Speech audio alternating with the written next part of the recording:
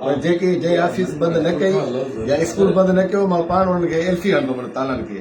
जंहिं जिते जिते तव्हां ॿुधाईंदा मां हुते ताला हणंदो या अगरि DC ऑफिस चओ था त मां हुते वञी एल्फी हणंदो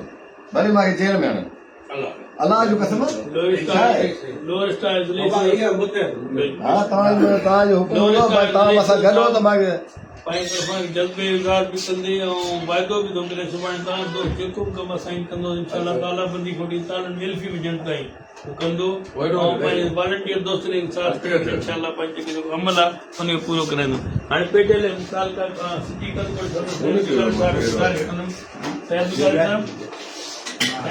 साहब 2 मिनट खां इन सिलसिले में सी जो चेयरमैन मंजूर अहमद चाचड़ साहब, आपका जिले सदर साईं अब्रोआ चाचड़ साहब, साईं पेटेल जो जिले सदर साईं मुमताज अली चाचड़ साहब ऐं बाक़ी मेंबरान साईं जेको आहे लोअर स्टाफ जो सदर अस्सलाम वालेकुम साईं असांखे जेको अॻ में पहिरियों सी जे तरफ़ों या असांजे मर्कज़ी पेटेल जे सदर तरफ़ों जेको हुकुम हुयो अॻ में बि पूरो कयोसीं ऐं असांजो स्कूल प्राइमरी साइड जो हिकु स्कूल खुलियल न हो तालाबंदी मुकमल ऐं हाणे बि इंशाअल्लाह ताला अॻे खां अॻिरो ॾिसंदा जेको आहे त पोइते न हटंदासीं भले जेल हलिया वञूं छा बि थिए पर जेको मर्कज़ी हुकुम आहे सी जे तरफ़ां इंशाअल्लाह ताला उन में अॻे खां अॻिरा रहंदासीं जेको आहे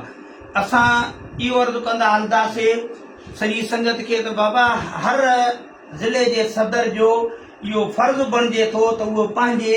तंज़ीम जे तरफ़ जंहिं तंज़ीम जो सदर आहे त उहे ऑफिसा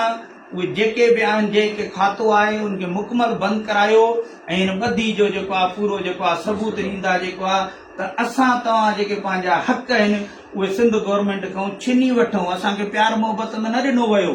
छो त शुरूआती असां DRA जेको अलाउंस जे लाइ वियासीं जेको आहे असांखे धक मुक इहो शेलिंग वग़ैरह अलाए छा छा कयूं पर असां उहो निभाए आयासीं ऐं हाणे बि निभाइण लाइ तयार आहियूं हुननि असांखे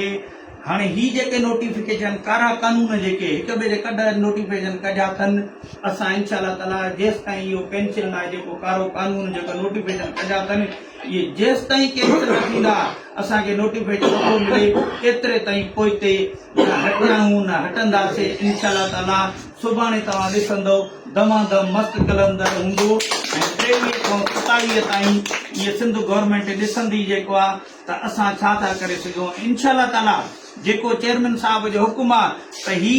आम न ॾिसो जेको आहे जे 27 तारीख़ ताईं 23 तारीख़ ताईं इहा मसइलो हल थिए थो त ठीकु आहे न त बिलावल हाउस